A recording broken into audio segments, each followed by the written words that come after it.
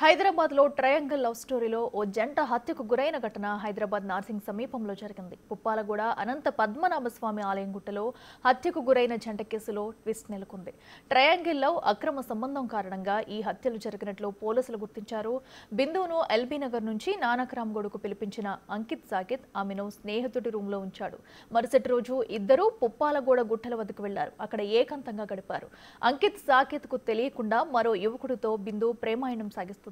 ఇద్దరు అక్కడ ఉండగా రెడ్ హ్యాండెడ్ గా ప్రియుడు పట్టుకున్నాడు. బిందును అంకిత్ సాకిత్ తో కలిసి చూడటాన్ని జీర్ణించుకోలేకపోయాడు.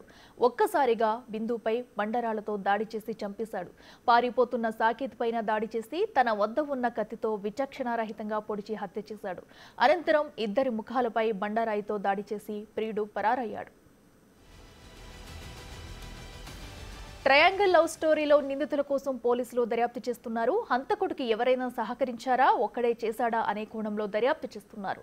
3 బృందాలుగా విడిపోయి గాలింపు చర్యలు చేపట్టారు.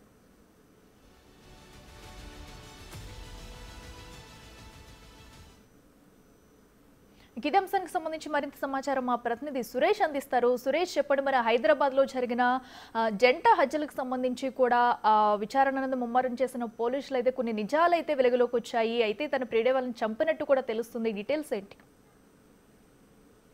నార్సింగ్ పుప్పాలగూడలో జరిగినటువంటి డబుల్ మర్డర్ కేసులో పోలీసులు పురోగతి సాధిస్తున్నారు.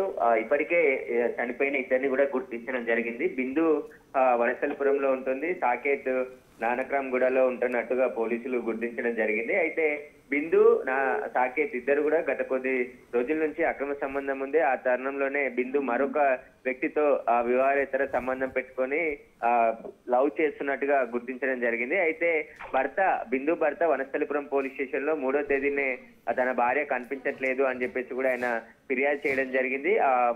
పోలీస్ స్టేషన్ లో మిస్సింగ్ కేసు నమోదు చేసి దర్యాప్తు చేస్తున్నారు. ఈ మిస్సింగ్ కేసుల ఆధారంగానే ఇద్దరిని కూడా గుర్తించడం జరిగింది. అయితే బిందు మరో వ్యక్తితో ఏదైతే అక్రమ సంబంధం పెట్టుకుందో ఆ వ్యక్తే మర్డర్ చేసినట్టుగా పోలీసులు అనుమానిస్తున్నారు. అతనితో పాటు మరికొంతమంది హత్య చేసినట్టుగా పోలీసులు గుర్తించడం జరిగింది. Right Suresh, thank you.